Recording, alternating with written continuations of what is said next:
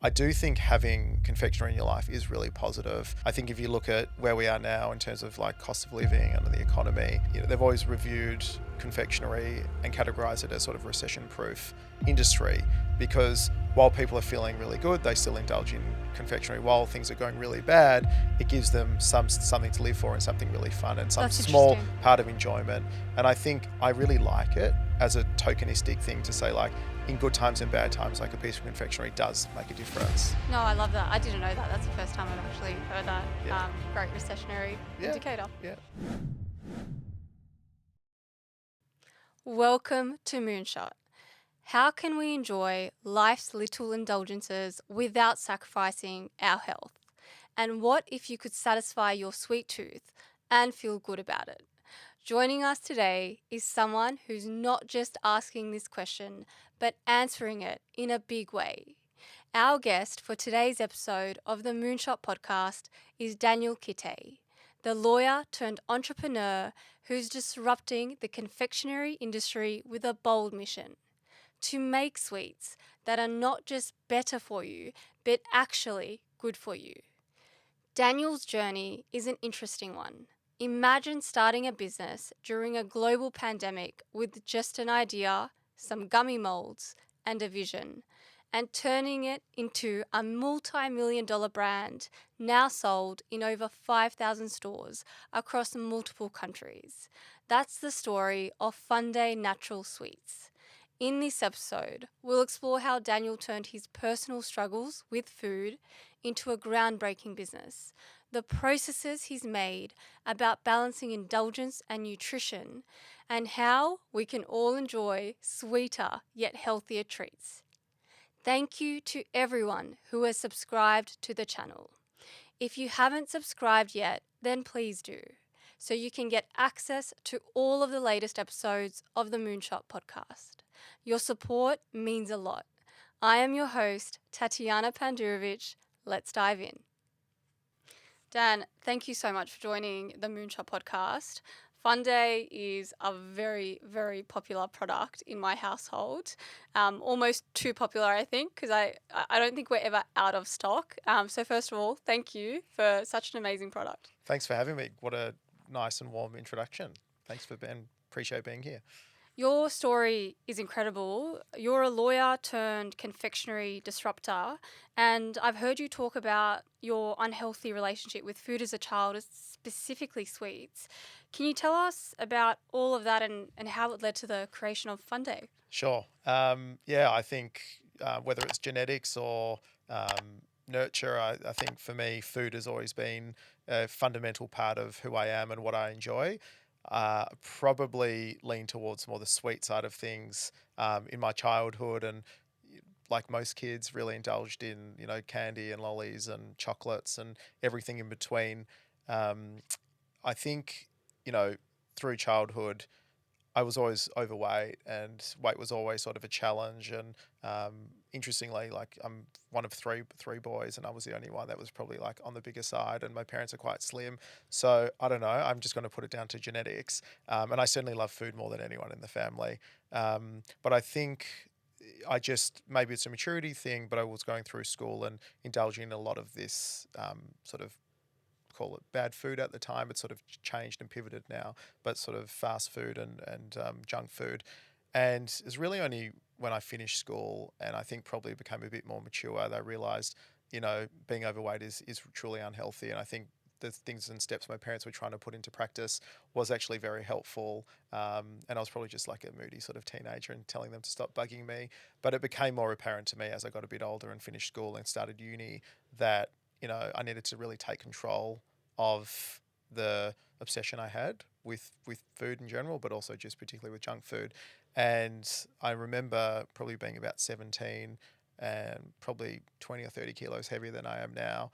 And my parents went away, and I said, like, there's no excuses now. Like, it's on me. I'm at home for a couple of weeks, and I started just running every day and started a couple of 100 meters and then into a kilometer and then into a few kilometers within a few weeks.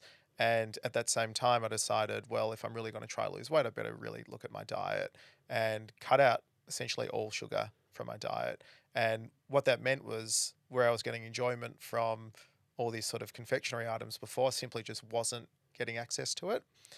And that was like, it's just not fun. It's not enjoyable. I derived a lot of meaning and benefit from it. And what I thought of confectionery being this sort of fun enjoyment while growing up became sort of like a guilty association as I grew up. And I thought that was really sad. And, I didn't really do anything about it for a long time. I sort of managed my weight and I lost a lot of weight and I've sort of maintained that, which has been really fantastic. The sort of key issue was that I just wasn't indulging and wasn't eating anything in the confectionery category.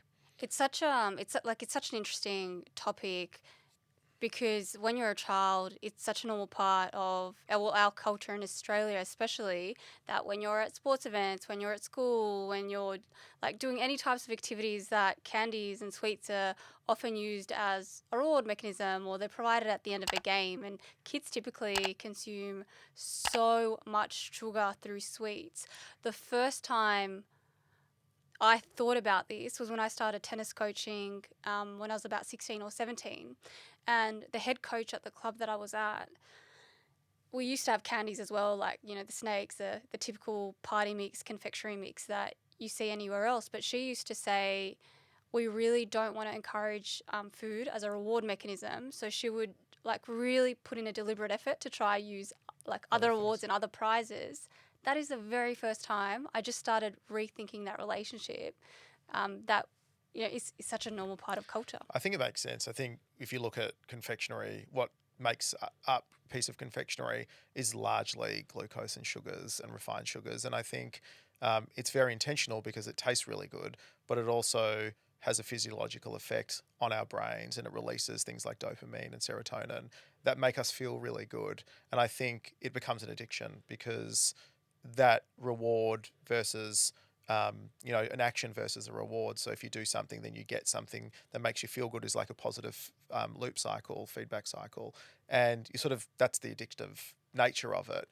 And I think, I think it is very much inherent in the culture. And I think globally it's sort of used as and still referred to as sort of junk food and that reward. I think things are changing now. I think in 2025, we in team, we've got two small kids. We've got a 4-month-old and a 3.5-year-old. And the 3.5-year-old certainly goes through those sorts of considerations and absolutely loves lollies. And now Funday's an option for her. So there's certainly, I feel a lot better about that. But I think I'm still guilty of using a lolly as a reward mechanism. And I think we try other ways of, whether it's through games or through other sort of incentives, it could be stickers, it could be really something simple to do it. But ultimately, you derive so much like mental stimulation from that piece of confectionery. And I actually, as much as I, think we need to sort of balance out what the reward is, I do think having confectionery in your life is really positive. I think if you look at where we are now in terms of like cost of living and the economy, they've always reviewed confectionery and categorized it as sort of recession-proof industry because while people are feeling really good, they still indulge in confectionery. While things are going really bad, it gives them something to live for and something really fun and some That's small interesting. part of enjoyment. And I think I really like it as a tokenistic thing to say, like, in good times and bad times, like a piece of confectionery does make a difference. No, I love that. I didn't know that. That's the first time I've actually heard that. Yeah. Great recessionary Yeah. indicator. Yeah. The moment you talk about where you really decided to embark on your own health journey, was there a catalyst to that or was it just an overarching theme for you in your life?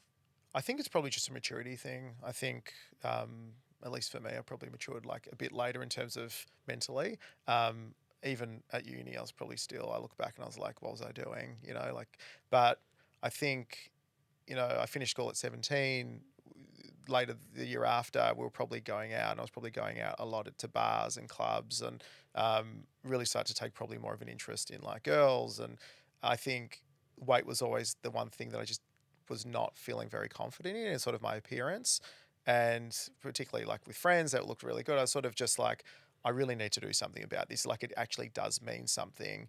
And I more did it for other people initially in terms of like, well, if I look better, maybe it'll be more appealing to a girl when I go out. But actually what happens is you you feel healthier, you feel better, and naturally, as a person, you're just a happier person, and that is quite like addictive in itself. And I think, the rewards that you get from personal satisfaction of feeling healthier and feeling fitter and fitting into clothing is amazing. Like, I think that, they say, like, there's no such feeling as better feeling than skinny feels. And skinny is like a loose term, but it's like, if you feel good, then, and if you look good and you think you look good, and it's all based very much of a subjective view, I think you're just a happier person. And I think the way that your energy and your conversations and communication with people is very clear and evident that you're a happier person. And I think that then brings on more opportunities and more interesting things and more people around you. So I found it, the whole process of probably trying to do it to impress people actually backfired in a really positive way, and it became more of a thing around self-confidence, and that was really meaningful. Yeah, it really impacts how you show up. Yeah. You launched Funday during COVID, which must have been full of uncertainties. How did you come up with that decision, and how did you navigate launching and growing a business during that period of time in particular? Yeah, I think the idea and concept and ideation behind it all happened just before COVID, which turns out was a really positive thing for many reasons. I guess the idea and how it came to fruition was I was working for a business based in Melbourne.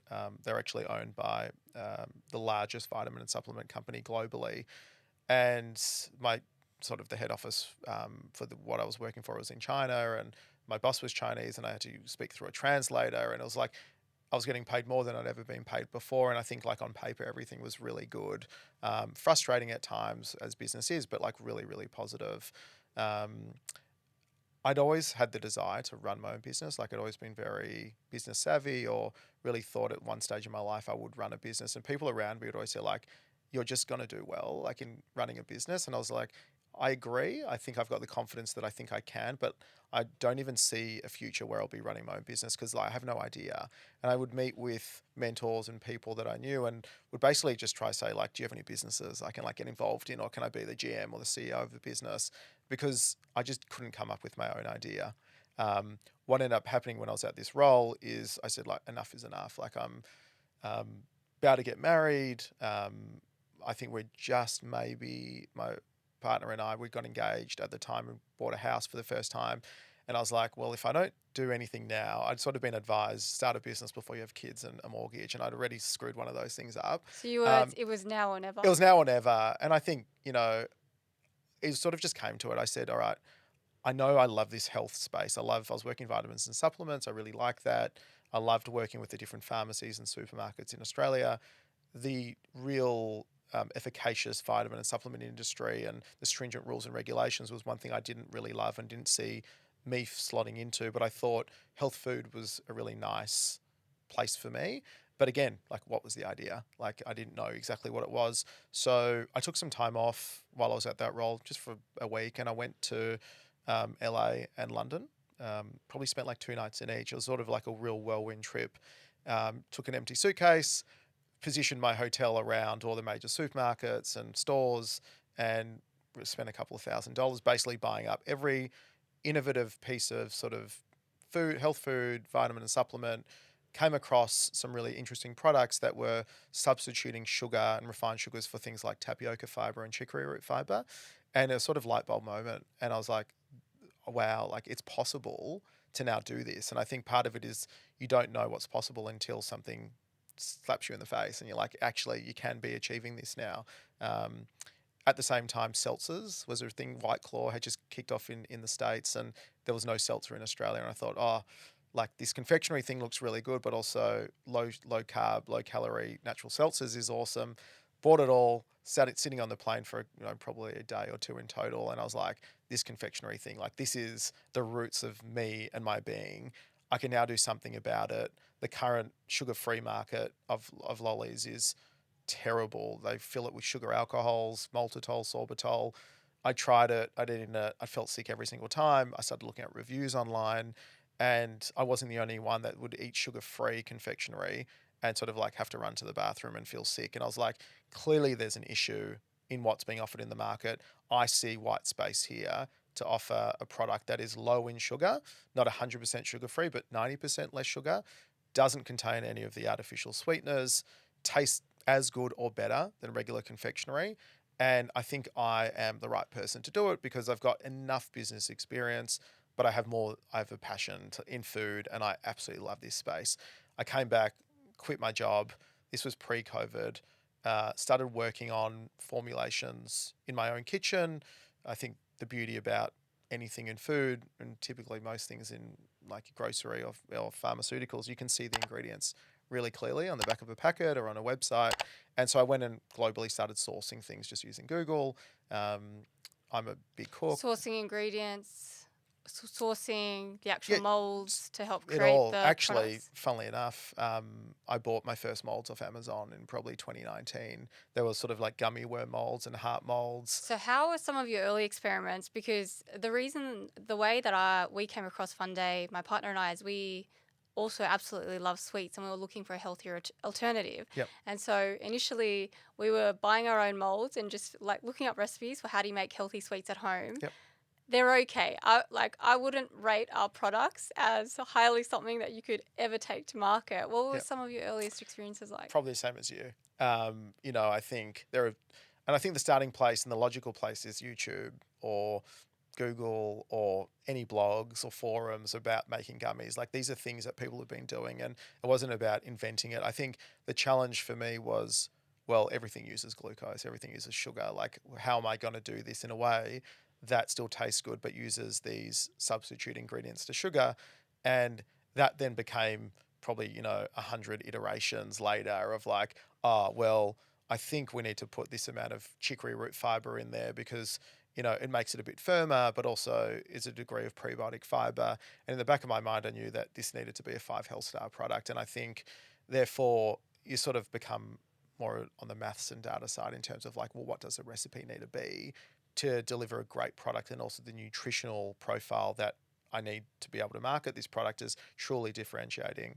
And I think we were sort of maybe January, COVID had started technically in 2019, but in Australia, probably March-ish of 2020. It sort of became more of a thing in Australia. And I'd engaged a confectionery consultant at that time who introduced me to a couple of different labs in Melbourne and started sort of taking what was my benchtop kitchen trials into more of a food science setting and getting some people to really help and refine that process. I got almost all the way, and then COVID hit, and they're like, you can't come here anymore. But I reckon if I was a month earlier, don't think the development would have been at a stage where I'd feel comfortable and confident in it. Fortunately, I'd taken the recipe and the development work and went and started sourcing manufacturers now to get this product made, because it was at a point where the product and the formulation, I think, was good enough to start scaling up. It's an amazing story, and even the fact that you crossed the chasm of moving from a really highly successful, well-paying job to start your own business is incredible in itself, and then embarking on this entire process during COVID. So, as you were doing the product development, you were working with scientists, nutritionists, and chefs. Yep. What was that process like? Um, Really interesting, fun, frustrating. I think the challenge that I had at the time was no one had done this in Australia before. And so I was trying my best to lean on people that were better than me and more experienced in the world of food science and chefery and everything. And ultimately, it came down really to like intuition. Like, the ingredients that need to be in there, the texture it needs to be. And yes, you can lean on these people to help you, but ultimately, the product needed to be spot on, because I think a lot of times, particularly in health food, it happens where people would look to deliver like the highest quality of nutritional panel or profile, which is great in theory, but we're all consumers and we all shop with our mind and our stomach. And if something doesn't taste good, you might get the luxury of getting it bought once. But the trick in the world of CPG and consumer goods and FMCG is high velocity purchases with high loyalty and repeat purchase rate. That's a successful business. And I knew that this product needed to taste excellent. And in the end of it, I sort of started crafting most of the recipe, and I lent on people where I needed to. But at the end of the day, and I think to your point, there is a big sort of transition between doing it in the kitchen, doing it in the lab, and then running it through mogul equipment, which is, we use starch molding, and these are probably $5 million machines plus huge amount of variance. So you talk about, making it in your kitchen and not getting it quite right because you're using like just simple kitchen equipment versus machines that have like humidifiers and pipes and gauges and valves and big cookers and like that are getting things to incredible temperatures that you can't actually achieve in your kitchen. So to think that you're going to create like a mainstream confectionery product out of your kitchen, it's not out of the question, but it's very difficult. It definitely fell out of the question when we were trying. Yeah. And I think particularly in the world of confectionery, why there was no other, startups and typically even today, there's very few, is because it's so hard. Like that transition between doing it in your kitchen and the final product are miles apart.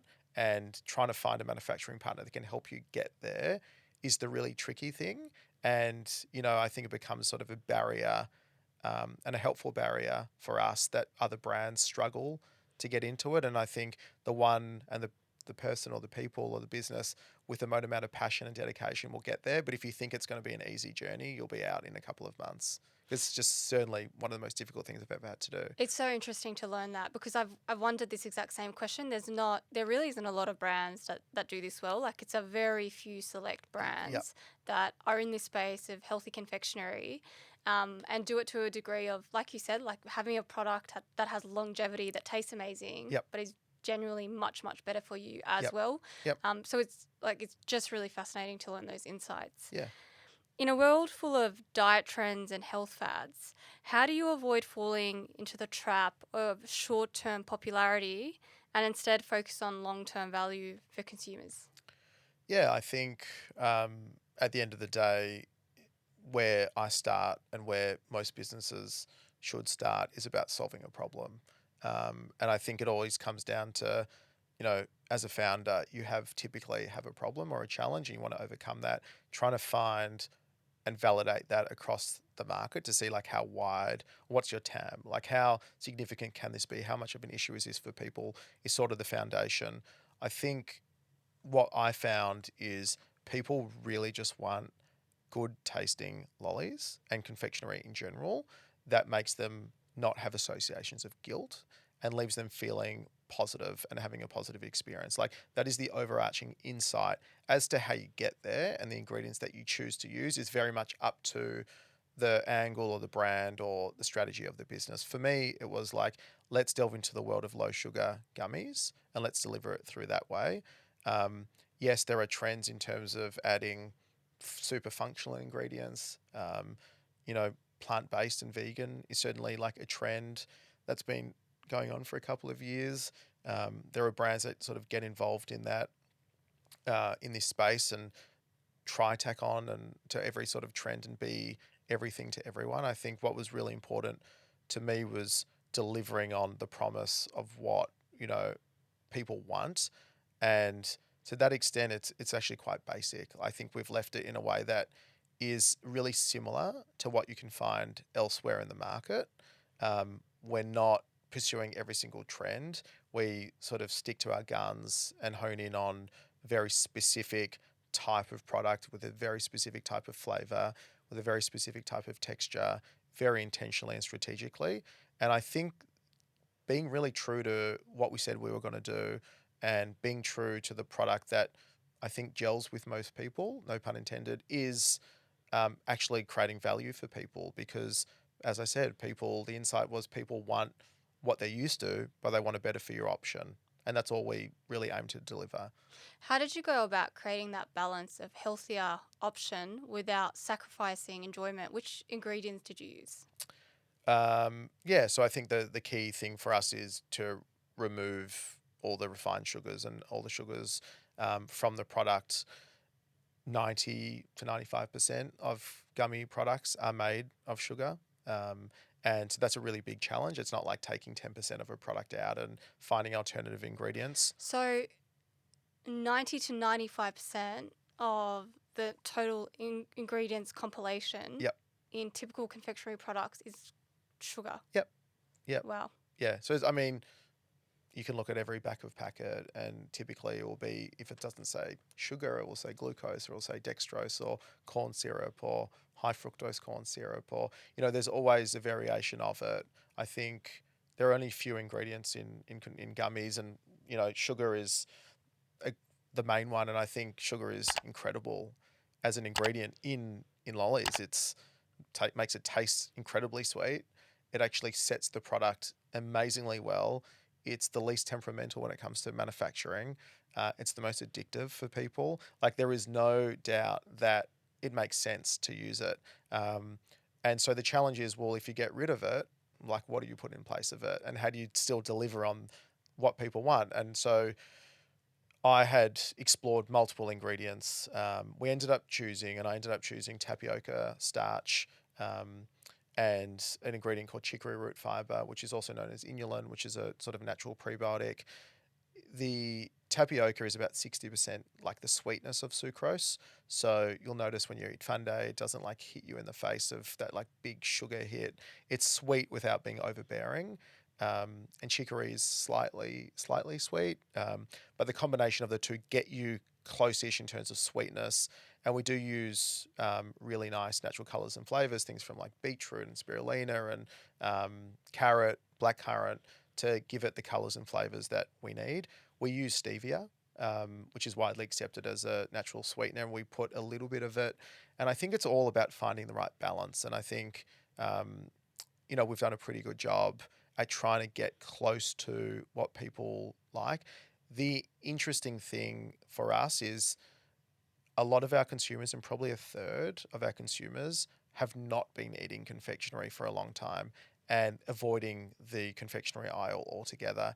And I think a lot of that is because sugar is like, things that they're looking to reduce, but also the sweetness of the product and the intensity of the product is not what they're after. Their diet generally won't have it. They just don't like what's in the market. And so a huge chunk of our customers are actually saying, I actually enjoy that it's not hitting me in the face with this like hectic sugar hit. My teeth don't get all furry, like from all the sugar when you eat lollies from other brands, or you drink like, a soft drink full of sugar. And I think it's just sort of hitting the mark in terms of the right sweetness, the right texture. And it's all an evolution. I mean, from when the product was launched nearly 4 years ago to where it is now, the amount of iteration is constant. Like, we have full-time technical out of the largest grocery chain. We have new product development out of one of the world's largest confectionery players that have been lured and enjoy working for this company because we're doing something better. And the amount of iteration and small changes around texture, drying time, humidity, things that I never even thought were even a consideration in the outcome, have become so nuanced that we just are product, like critics. We're our own worst enemy as well at the same time. And we're just all over the detail. It's so cool to hear about the behind the scenes, and the taste is amazing. All of the benefits you've talked about are exactly the things that I've experienced when I've tried any of the products. My Yep. favorite flavor is the strawberry and cream. Cool. I'll always go to them. But the entire process and the way that you're iterating and constantly innovating really just goes to show how, like, what the brand represents as well. What is the key to connecting with consumers who are skeptical about healthy versions of indulgent products? Yeah, I think that's a very fair question. I think there's a natural bias towards thinking healthier products are not going to taste as good. And I think fair call, because I think if you walk down the health aisles at most supermarkets and you try the products, most of them don't taste that great. And I think the packaging often sells you, and you try it, you're like, oh, it's not quite what I was expecting. You understand why it's like that. And there is a tolerance to what you'll accept out of a healthier version of something. But I think for us, ultimately, it comes down to tasting the product. Like, I think we have to prove beyond a reasonable doubt that our products do taste good, and you can't assume that that is the case. So, you'll find us throughout the streets of most major cities, most major events. I think most of our budget from marketing probably goes into getting people to try the product. I think it's our duty to consumers, but also to say retailers as well, who've taken a big gamble and punt on us, to really make sure that we're doing what we can to tell consumers and show consumers that the product does actually taste good. It's not just marketing claims that we deliver on X and Y. It's actually a good product. And you've got to put your money where your mouth is. Like, if we've spent millions on getting product out there. So it's not something we don't take very seriously at all. And it works for us. And I've seen other health brands do similar things, and I think it's really smart. Yeah, amazing. So there's no compromise on taste. Try it out and see for yourself. Good. I want to ask you a question for parents Yep. that are listening to the show and worry about the health of their children. How does Funday inspire parents to create a healthy relationship with food for their kids? Yeah, it's a tough question, and it's really nuanced because parents parent differently, and everyone's got a different style, and you know depending on the era and where you're from and the culture and background, there's just like such a minefield of like what is possible. I think the way that I see it is we need to really prove ourselves to parents and the older community. And I say older, just like non-kids, to show that like we actually taste good and we deliver on the health and nutritional profiles that we say we are going to deliver on. Naturally speaking, what happens is without much effort, if let's say parents like Funday, they align with the values of Funday, they think nutritionally it's good enough, naturally what will happen is they will provide that as an option for their own children. And it's less of a hard sell for us on this is great for your kids. It's more like if you like it and you think we've done a really good job with the product, then you'll use this as an alternative to regular confectionery. If someone has if someone's scared or for whatever reason doesn't want to, apprehensive to give confectionery to their kids, then like don't give it to them. We're not forcing anyone to do it. But I think, I've got a 3.5-year-old, and it's challenging because like kids want lollies and they want chocolates, and I feel completely fine giving Willow, our 3.5-year-old, a bag of Funday. Like I think there's absolutely nothing wrong with it. I think my association with it, and I'm super biased, is that it's really positive, and therefore if I can eat it, she can eat it, and I feel much better that she's eating a product that's 90% less sugar. It's not going to make her feel sick. It's actually got fiber in it. It's going to keep her full. It's natural colors and flavors. Like we get so many emails from parents asking around the food colors, because a lot of kids will behave very differently if they have confectionery and lollies from other major brands that use maybe artificial colors or flavors in some of their products. It makes kids go hyper. There's a whole range of stuff. So people are giving their kids Funday before bed. They're giving it to them in movies, and they're not being really scared that their kids are going to play up as a result of the sugar, but also all the artificial ingredients that you find in other products. So I think it's like we just need to prove ourselves that we take this very seriously. Like this is not a startup where we're just testing things out. Like this is a very deliberate, strategic product with intentional ingredients to make you feel and really believe that what we're delivering is actually something that's positive for you, like physically, physiologically, mentally, whatever it is. Like there's no BS behind it. I absolutely love what you're doing and the entire brand mission and vision behind that. And you can tell you've got so much passion behind what you stand for. How would you advise people to distinguish between genuine health conscious brands and those simply just jumping on the wellness bandwagon? Yeah, great question. I don't really want to slander any health food brands, and I think because I don't really know the intention of other brands and what they're trying to achieve.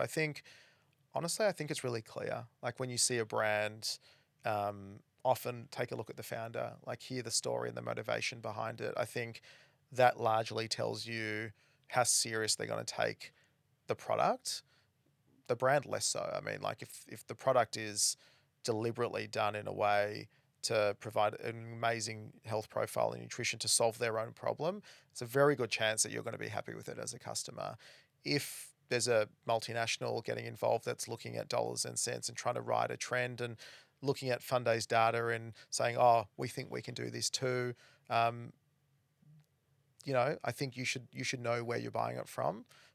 We have brands that have come from multinationals with very deep pockets, hundreds of millions and billions of dollars behind them, um, imitated our colors, our packaging, our style of products. Try to do a product copy. Yeah, and I think call it inspired or whatever. I think we feel like it's flattered. Like if you're going to take us as your inspiration, like how cool is that?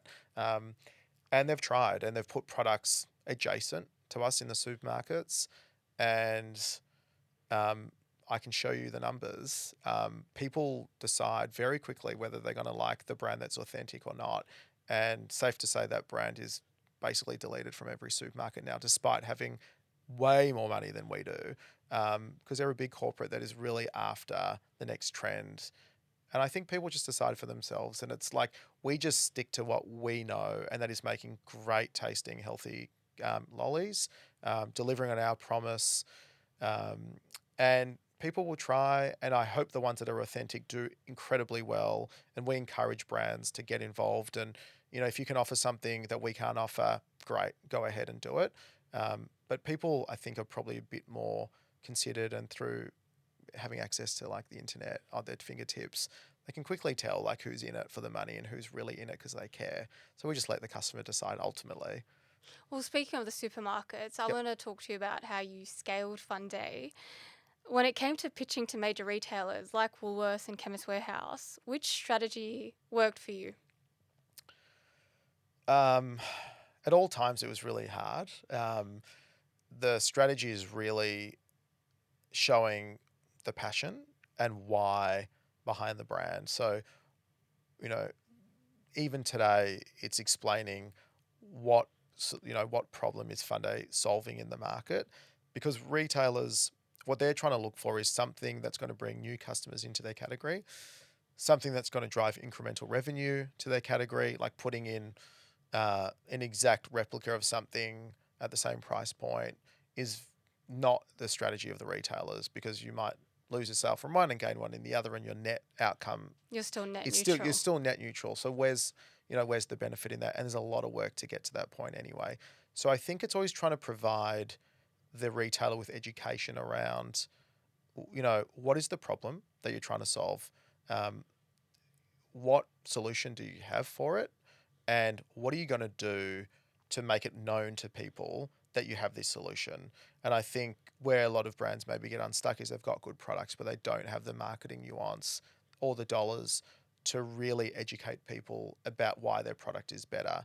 And so I think, So what do you mean by that education piece? You mean educating retailers like Woolworths and Chemist it's Warehouse? yeah, probably more. Yes, you have to educate the retailers, because a buyer might be across a few hundred or a few thousand SKUs, and assuming that they understand the nuance of products is not going to work out for you. So I think educating the retailers is really critical, because ultimately they're the gateway into getting into retail, and they need to understand what's going on.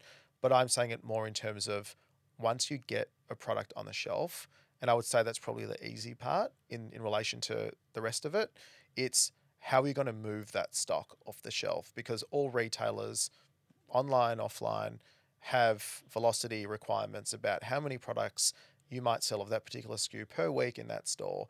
And if you don't hit that minimum threshold Or the benchmark? or the benchmark, you might have 12 weeks or 16 weeks on the shelf to prove that. And if you don't deliver it, you're out.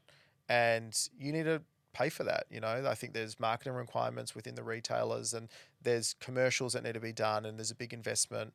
They largely de-risk themselves by taking some money for marketing and other various things within the retail setting. But it's up to the brand to really prove to the retailer that, like, we're not just going to let the product sit there. We're actually going to do something about it. We're going to utilize social media. We're going to use, could be an influencer strategy. It could be shopper marketing. So it could be through promotional program, could be through point of sale, could be through just like awareness ads on performance, on Meta and alike. So there are so many ways now through like omni-channel businesses that you have to really demonstrate marketing prowess, and we over-index with that. Like I think we've got multiple graphic designers, social media, content creation, and I think we live in a world now where there is so much information and there's so much access to information, but really getting cut through and explaining to consumers why your product is really good and where you can buy it from is required. Like putting a product on a shelf these days, for the most part, is not enough. And so I think it's just the combination of, finding a great product and backing it up with really good marketing to make it well known that it's there and why it's so good. And naturally, between those two things, you will do well and hit the benchmarks of what the retailers want. But in terms of how you get into retailers, it's not rocket science. It's purely selling what the problem is, how big the market is, what incremental revenue you're going to drive, how you're going to achieve that. And I think a lot of the time retailers will look at the person founding the business or the person selling it and be like, are they full of shit? Do they know what they're doing? Do I trust them that they're going to actually deliver on this? And so the way that you carry yourself and the way that you show your story and explain all that, I think is really critical. And yeah, you get typically one shot, maybe two if you're lucky, at each retailer. And if you screw it up, you screwed it up. No pressure. No pressure. But it just means you've got to be really qualified and you've got to know what you're doing and take it really seriously. And otherwise, FMCG is a very capital intensive business. You'll buy a lot of stock. Minimum order runs are very high. It will sit on the shelf and you'll be left with a bill saying that you need to go and collect like 400 pallets of stock from the DC, and you'll be declared a bankrupt because you'll have no means of paying that back for the most part. So it's something you've got to be really considered about, and educate retailers, customers. I'd love to talk to you about marketing and get a little more into that. You've got a really cool presence on channels like Instagram and TikTok. Yep. How do you think about your social media marketing versus other marketing channels and the way that you represent your brand via these forms? Yeah, I think, like I said, 2025 is, if you're not playing omni-channel and you're not playing cross all channels, then I think you got it wrong. You got to look at your category. So for us, confectionery, 90% plus consumers are buying it in store. It's still a very high impulse driven product. Putting all your eggs in basket and say online or in other channels will get you somewhere, but it's certainly not going to open you up to the rest of the market. That's why when you go to most supermarkets and stores globally, the confectionery is sitting at the front of the store, because it's just such a psychological purchase. So you really need to be playing across online and offline. Online is a maybe. I think it's really great. It's been my focus from the beginning to have our online presence. We've got an email database and a direct-to-consumer website, and we'd be in the hundreds of thousands of actual active people and customers on our database. That means that we can communicate with them really effectively around new products or understand what they want, or understand any evolving challenges or problems that they've got that they'd like us to address. So yes, we utilize, platforms like Instagram, Facebook, TikTok, Pinterest, YouTube, whatever it might be, wherever our customers are, we will try and engage them with really interesting content that is meaningful. Maybe it's funny, maybe it's educational, maybe it's nostalgic, maybe it's purely just a product photo just to provide some taste appeal.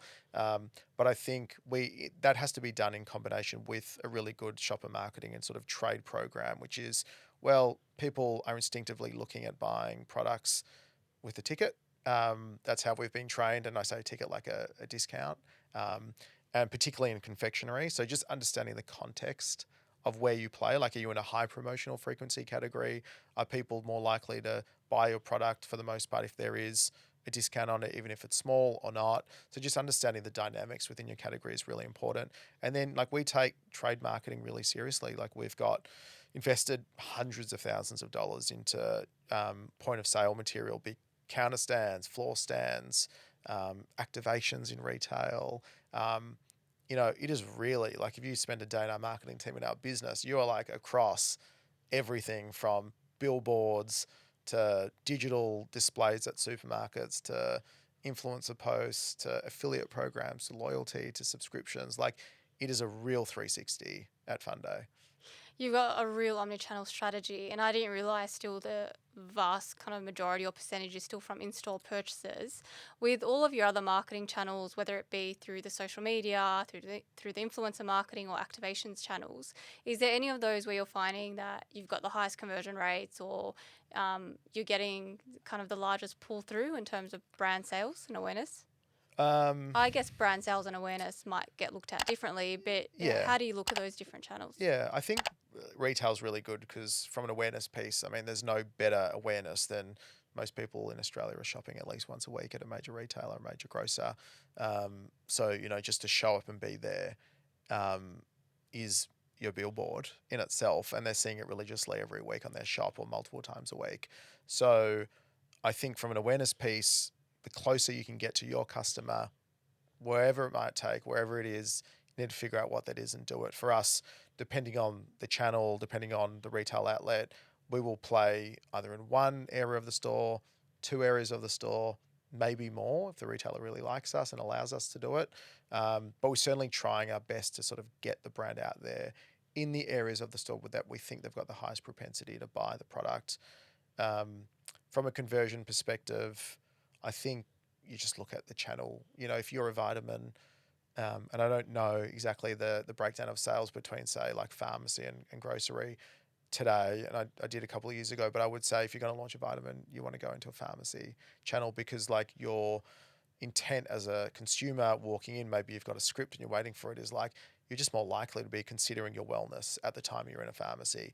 When you walk into a Woolworths or a Coles or an Aldi or an IGA or an independent, you've probably got in your mind, well, I need to get groceries for the week. And so just your mindset and shift is different. And therefore, where you sit in store should be commensurate with how you think the consumer will be thinking or where they'll be shopping. So there's no real straight answer. It really comes down, it's really 101 like psychology, I think, in terms of where people are shopping and their intent. For us, like, we have a very clear strategy, and depending on the brand, like a cereal brand's not really going to do that well in Chemist Warehouse or in a pharmacy, but like you need to be and have prime real estate in the cereal aisle at the supermarket. And maybe if you're buying cereal, you're also buying milk, and therefore having a secondary display by dairy is not so bad. Or if so I think you've really got to consider what the customer is going to do on that journey and just test it and see if it works, and might have to spend a bit of money to figure it out. But I think it's just that constant testing and sort of challenging yourself to really think about that is important. And wherever possible, be closest to where your target customer Yep. is or where your consumer is at. Yep. I want to ask about the brand, the actual packaging. Yep. And I've heard a lot of founders that have got brands in the FMCG space talk about, branding is great to get those one-time purchases, and then all of the other things you've talked about earlier in the show, Yep. like do people actually resonate and connect and like the product for Yep. repeat purchases? But if we go to the branding, the colors are really cool. Did you put what kind of thought did you put into creating the branding for Funday? Thank you. A lot of thought, a lot of time, a lot of money, a lot of smart people that helped way smarter than me. And I think just on that, I think you just need to bring people around you that are just better, because it's very unlikely you can be good at everything, particularly things like this that are so critical. First of all, people eat with their eyes. Like, it's always just a thing. I think if you get a plate of food on a really nice presented plate, or it comes on like a, kid's plate, like, you're just going to perceive it very differently. So I think just understanding the nuance of like the importance of it is just a really good start. Then I think it really comes down to like, okay, like, well, what's the name of the brand? What colors are we going to use? What format are we going to use? What material are we going to use? How do we want it to feel? How do we want consumers to feel? I'd say 5 years ago, I don't think I could distinguish or differentiate brand and marketing. For me, it was just like brand and marketing. It was just like everything. Now it's so nuanced in our business. For us, it's nuanced that marketing is sort of how you tell people about something. And for me, brand is more about, if you had to overhear a consumer telling someone else about that brand? Like, what are the words that come out of their mouth to describe it, and work backwards from there. So if you want people to think it's like a fun, healthy, tasty brand, well, then like you need to reverse engineer that to say like, well, everything else about the brand or premium needs to ladder up to that. So I think fun for us has always been the key thing, like Funday. Is that where the name came from? Yeah, I think, the idea behind Funday, the name is acknowledging that life is a roller coaster. Like there are really good times, there are really bad times. People are very stressed, work wise, family wise. I mean, it's like a whole thing. But for us, what I wanted to achieve was Funday to be that moment in their day, or whatever their frequency of purchase is, to sort of disconnect from what was going on externally around them and just say, for 5 minutes, leave me alone. I'm just eating a bag of Funday. Like it's my 5 minutes of enjoyment and peace and fun, and nothing else really matters. And I think it's just been really interesting being really logical with like the name, and really like, it's simple. It was trademarkable. It meant something to people. And it had really nice connotations, and where we could sort of knew that we could play on the marketing side of it as well. But yeah, in terms of the colors, it was like things that would show up in market that would be visually appearing, pleasing. It would be a contrast to probably what was on the shelf. So we noticed, and we did, a deep dive into other brands, and brands were using lots of whites and things to get this perception of health, which was not necessarily the case with their products. And we thought we would almost, and every bag has like an opening as well, so you can see, or it's transparent, so you can see the products inside of it. We sort of just turned it on its head and just said like, we're going to do everything that they're not doing.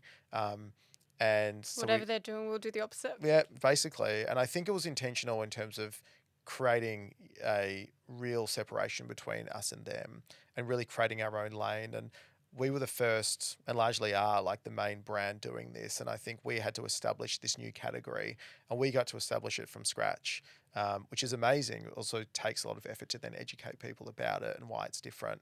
But yeah, the one bag, one serve thing is really important. That indicates. What is the one bag, one serve thing? So each of our products is designed to be super convenient. So some of the insights was, if you take a bag of natural confectionery or Allen's, like the two key leading lolly players, a serve is somewhere between, I don't know, 2 and 4 lollies on average. Most people don't stop at that serve. And most people end up finishing the bag and then realize they've had, like 40, 50 grams of refined sugars. And like, aside from feeling pretty ordinary physiologically, they're just like, can't believe they've just done that. And so the idea behind this needs to be a very simple, convenient concept where like I can open a bag, I have enough volume of the bag to keep me satisfied. So 50 grams was like the magic number that we sort of worked out. And it needs to be in a way that it's one serve. So I can open a bag, eat it all, and not have to think and portion it out. And so that has been a really key thing for us, and something very different towards. That's very cool. And what I love about it as well is your bags have more than 2 to 4. So you fit the Yes. serving, but still create an experience like you can have Yep. more candies, Yep. but still fit within that one serving. Yeah, I think it's somewhere, the minimum bag is like 10 actual gummies in it. It's still 50 grams. Either way, it's all 50 grams. And our gummy bears would have like 20 to 25. So in terms of volume, the bag takes longer to eat as well. So it's more satisfying. You don't feel like you're just rushing it. It takes 2 seconds. You can indulge in the experience. You can indulge. The product is intentionally a bit more chewy. It allows you to savor the product for a bit longer, not just like rush through it. I don't know if you've opened like a protein bar or a muesli bar. In like 3 seconds, it can be gone, and equal calories, not as filling, and you're like, where did that just disappear to? We've intentionally designed this product to be satisfying in almost every way possible. You've created and scaled this amazing brand. What top 3 tips would you give to entrepreneurs looking to scale their idea into a global business? I'd say probably first and foremost is, if you have an idea, you think it's solving a problem in the market, just back yourself and do it properly. I think I see a lot of people come to me, or I just generally see in the market people have like side hustles, which is great. But I think if it's like truly your passion, then you just got to give it a shot. And I think what's surprising is like there's a saying, if you build it, they will come. And I think it's if you get out there and you actually build something, it could be a product like a lolly, or it could be a hotel, or it could be a shopping center. Like if you're solving a problem, you actually go to the effort of doing it properly, you will find people naturally gravitate towards it, and it will build something. It might not take a month, it might take a year, but I think really just getting behind it and really giving it a good crack is important, because so many people considered running something or doing something of their own and just give it 10% of their time, and 100% of the time it fails. And so I think you just want to see it through. I think the next thing, I really feel part of, and I'm not going to say success, I think part of the fact that we're still here after, say, 5 years is because as a founder, I'm able to be okay at lots of areas within the business. And so I ran our cash flow. I've got relationships with the banks. They trust me from a financial perspective. I understand basic marketing. I did all of our influencer sends with my wife 5 years ago. I did all the demand planning, and I know how to use Excel. And I'm not saying this in a boastful way. I'm saying having like a real generalized experience across all factors and all aspects of business is really helpful to get you maybe a bit more successful than otherwise you might get in business, because 90% of startups fail. I believe it's the ones where you've only got a sort of a very unique or specific set of skills, and you're really then stretched to be doing all this sort of stuff. Financial management is like one of the hardest things to do. And whether it's a course or whether it's challenging yourself in your current role to ask for more responsibility to get it, I think is something that in retrospect, I was able to achieve in businesses prior. And at the time, you sort of feel like a bit of a generalist. And for me, right now, I love it. Like I know I can sit in almost every meeting, and I have the fortune of having the most incredible staff that are way better than me. Like I sit there sometimes, I'm like, how do they know that? But at least I know what they're talking about, and I can add value, and we can And have a ask the right discussion. And I can questions. ask the right questions, and they will ultimately probably lead the outcome of it. But at least it's a consideration that I have, and I can understand what they're talking about. So I think that's really important. I think just getting upskilled generally across the board is great. And I would say, yeah, probably to that same point, like don't be the smartest person in the room. Like I think if you are, there's a problem. And I would probably just add like, maybe 3.5, or the fourth one would just be don't micromanage. Like if you have a team, trust the people, let them do their thing, give them freedom to do it. And yes, like don't be the smartest person. Get people around you that are better. Don't be intimidated by the fact that someone will be smarter than you or better than you. Like embrace that. You'll be a far better person. You will learn, and the business will be in a far better position because of that. I think if I had to be doing this myself, we would be backwards years and years and years. Every time I bring on someone that I think is amazing, we just catapult ourselves forwards multiple months. Like it's just incredible to witness what happens when you bring someone truly awesome on board. What have been some of your personal biggest learnings on the journey? If you could go back and tell yourself when you were starting out, if you could give yourself any advice, what would you be telling yourself?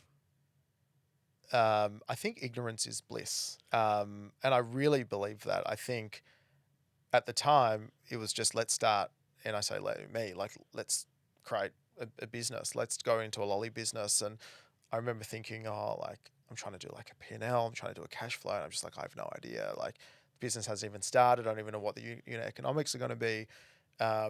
But the idea is so good. Like I have to do this. Like there is a problem. I'm going to solve it. I don't know how the hell I'm going to do it. I'm not a food scientist. I'm just going to get it done. It's almost this just like unwavering confidence and stupidity. That is awesome because You like don't know what you you don't don't know know. what you don't know. And I think now I know what I know, it's daunting as hell. Like the fact that I've had to basically, say to the bank, well, if it doesn't work, you have my house. Like that risk, the risk of having enough cash in the bank to pay everyone, managing people, stock, insurance. Like, it's a minefield. Like, so few like minutes in my day I really spent on the product side of it. It's also like, now we're a serious business. Like, we need to make sure we're around for the next 100 years. Like, what do we need to do today to make sure that that's the case? And so I think if you know all of that, you might not want to do it. It's almost better that you don't know what you know now, Yeah. because that's exactly what fuels you to keep going step by step and learning it It's just, as you go. I think it's the passion. If you got the passion, just go for it, and you'll figure everything else out. Looking ahead, what's your vision for the future of Funday? Yeah, I think it's a goalpost that keeps changing throughout the journey of the business. I think what's been established in Australia has been truly remarkable, and I'm really proud of it, and the team and the business, and probably it's exceeded every expectation that I ever had. I think what's been really interesting is that the importance that we now play in people's lives, like you, for example, like, it's probably part of a routine now and part of the psyche. If you want something sweet, you'll go for Funday. And I think it's interesting because we now have like an obligation to make sure that we continue to deliver consistency every time, from a quality perspective, from every aspect of it. We have obligations from like an ESG perspective, like what are we doing around packaging and sustainability. There is just so much work that has to be done internally. We've grown thousands of percent in the last few years, and that growth is still continuing. So you sort of need to make sure, before you look too far into the future, you're still making sure that what you've built is going to be sustainable, and you don't delve too far out of your core too soon, because I've seen brands do that, and you sort of dilute yourself too much as an individual and as a business. You mean you overscale too You quickly? overscale and you lose focus. Let's say you're selling potato chips, and the next minute you want to go into like Diversify. cereal. Then, most people 3, 4, 5 years in are not going to know you even for the chip brand. They'll know you for the cereal brand. So, like, know what you want to be known for. And I think go really hard on it until you feel like you've got a really solid foundation. Can the business run if you're not there? If it's can't, you're probably not ready to scale. Like, do you have a really good team? Do you have the infrastructure, the process, the systems to get you going and keep you going in your hometown, in your country where you started? Maybe once that's done, consider, and for us, it's like, well, do you delve outside of the category? We've been around for 4 years. Like, we are in infancy stages. We get lots of people asking us to do amazing things in cross different categories, but like, do we feel like we're at the right time and mental space in the brand to leverage and stretch ourselves into those spaces and categories is a question mark, because you might go into, I always use cereal as an example. I don't know why. I don't even eat cereal, but like, you're up against people that do this 100% of their time. You're up against Sanitarium, you're up against Carmen's, you're up against all these brands, and you're like, well, if I don't do it 100%, if I don't do it properly, you're just going to get lost. So I think just picking what's strategically important, and I think a lot of founders get really excited by the prospects of like global growth and expansion into other categories. And I think you just need to look at the foundations of the business first. Like, are the unit economics right? Are we profitable enough? Are we doing what we need to do from a systems and process? Not be too conservative. At our stage in Funday, we're well and truly proven that the product is product market fit, which is awesome in terms of where we are, in terms of where the innovation goes. We've built a test kitchen in our office and spent tens and tens of thousands of dollars trying to get us into a mindset of like, let's test and learn, let's innovate, let's do it ourselves, let's own it, so that we can continue to like show innovation and provide innovation for people and solve problems that are evolving. But in the back of my mind, Australia's 27 million people. We got 2 key supermarket chains, really one effective pharmacy chain. It's a very tight retail market. And if you want to diversify out and you're in consumer brand, you almost have to look to the overseas market. And I think we've been doing that in various ways. And we sell in countries like Singapore and Hong Kong. We sell in countries like Saudi, Jordan, UAE. We're recently launched on Amazon in the US, which has been really interesting and a great experience. And retail conversations are sort of happening across the globe. But I think what's critical is that the foundation of the business always remains at the heart and focus. Um, and it's really the engine room. Like Australia is the engine room. If Australia fails, there is no global business. So I think it's really important to look beyond in terms of product innovation and global expansion. But actually, interestingly, the more I get into it, the more I realize like having the home base secure and prioritized is actually becoming more and more important. That's really interesting. And on the global growth, did you experience any new learnings trying to crack into the other markets? Yeah, I think everything's you think is easier than it really is. I think it's, how hard is it to establish your own business in your own home country down the road using a warehouse down the road? Like, it's almost impossible. Like, 9 out of 10 or 9.5 out of 10 people fail even doing that. Try do that in a foreign country. It's probably like 99 out of 100 fail. So, how do you utilize the learnings of people that have failed? How do you utilize the learnings of people that have been successful? Speak to shitloads of people. I'm on the phone to people all the time. Businesses that have sold to Kellogg's for $1 billion, that are like at my stage in life, brokers, distributors, retailers. I was on the phone to like the world's largest retailer yesterday having a chat because I got introduced to someone, not because I want to necessarily sell there, because I want to learn like what's it going to take to be there, what's important to them, what are the values of their What are business, the cultural nuances, all social this. nuances, Correct. And I think consumer behavior? totally. And I think this is now the consideration. Like, it took us a year to get FDA approved. I thought it would take a month. I thought it would take 2 months. Whatever timelines you got, just times it by 5. Be patient, and just keep learning and just keep speaking to people because, like, I'm not the first person that's tried to go into US Amazon. I'm not the first person that sold into Singapore. People have done it. People are very generous with their time. People have helped me huge amounts along the way.